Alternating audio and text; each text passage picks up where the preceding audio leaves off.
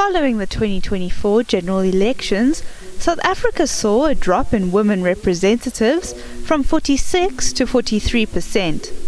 Susan Tolmay of Gender Links says that the electoral system is key to enabling women's participation, particularly the voluntary commitment by political parties to the implementation of gender quotas.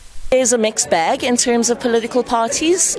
Two political parties, if I can name them for the sake of it. I mean, the ANC and the EFF actually have quotas, so they call for 50% of women in their structures, and they've actually complied with that. So they use a zebra list, one woman, one man on their lists, and then it depends on how many seats they win.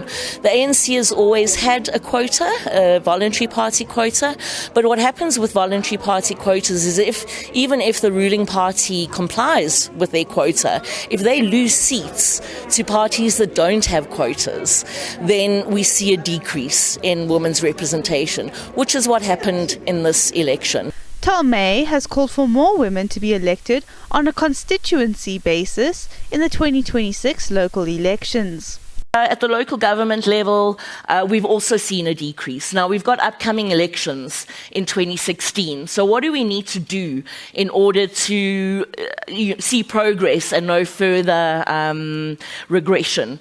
And how do this shows the difference between the constituency ward seats and the PR seats, which shows there's a big discrepancy there. So we've still got to work on the fact that women need to be elected as ward councillors, so and be held accountable so that they can actually do the work, because PR councillors are a little bit more limited in what they can do.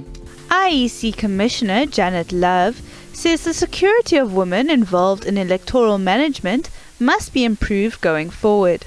She has lamented the rising levels of intimidation experienced by female electoral officers in the May elections. It is really with a huge amount of regret that we know that in a number of the provinces, not only the women, but also all of the electoral officers who were in their posts, doing their jobs in our voting stations, received far greater intimidatory threats and far greater issues to do that undermined their own sense of security, even though they were delivering a service to our nation. Although much is still to be done to ensure women see equity and representation in the political space, civil society bodies have called on those who can help to do so.